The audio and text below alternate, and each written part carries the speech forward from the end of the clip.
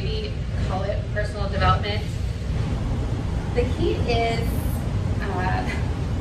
self-awareness is basically conscious knowledge of your character, your feelings, and the things that are less tangible.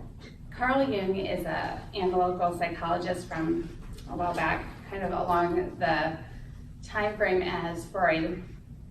And he says if you don't bring the unconscious into the conscious, you let it guide your life and you call it fate. So self-awareness is this idea of bringing some of these things that are less tangible into the forefront of your mind, of your conscious awareness. So I want to share a story about how I really learned this idea of self-awareness. And I don't know if you've ever heard of vlogging, V as in Victor, V-L-O-G, vlogging. So it's kind of like vlogging, but it's basically recording yourself all day like a video diary, basically. I asked my 15-year-old son, how would you define vlogging? And he's like, you just record everything all day long. So I decided about 2.5 years ago when we were living in Washington, D.C., and I talked about my awakening. And part of this awakening was I want to start my architecture business again. And it had been many years since I had practiced architecture, and my new perspective, I wanted to do conscious architecture. And so I was watching a lot of business YouTube videos, and one of my mentors, Gary Vaynerchuk, has a daily vlog. And he says, you should document the process. And so I thought, I liked making videos. That's something that really spoke to me. I like sharing way too much about my life. And so I decided to start my own vlog. And people like Gary Vaynerchuk have whole teams of people that follow them around with video recorders, and cameras. That's what those are called, cameras, and they record all the things throughout the day. I didn't have that luxury of hiring my own camera person, but what I did have is my iPhone, and I pretty much just held it out like with a selfie stick the whole time. And what I learned in that is I couldn't be aware of myself from my own perspective. But when I had this camera on me, it turned my perspective. I was able to look at myself from that view.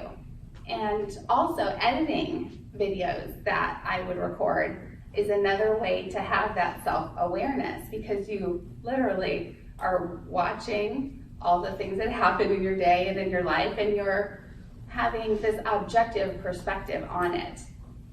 So I'm just going to give 3 tips sort of for helping with this concept of self-awareness and for you to help you be more self-aware. So my first one is to look at yourself objectively. Look as if you are from the outside, as if you were the cameraman in your life, and everything that happens, you can look at it with this perspective, with an objective perspective. The second thing is to stop looking around at other people. I feel like I tell this to my children all the time, because our kids are living in the age of Instagram, and all the messages that come at us from culture and society are intensified by our children and us, to be honest, having our phone and all these messages and seeing all these people's lives just play out on on TV or on in this public eye. So that's my second tip, is really just pay attention to your own, your own self and your own life.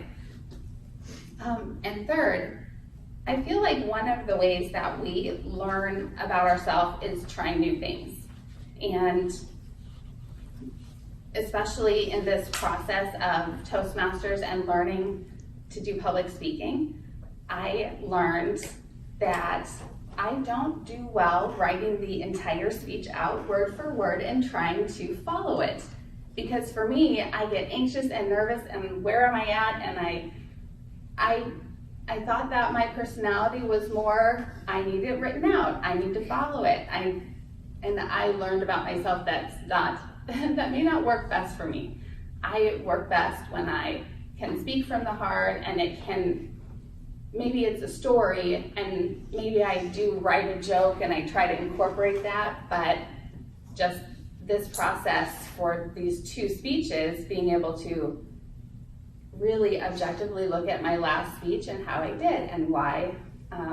So the process of getting up here and giving a speech is a learning process when you take it and you actually learn from it.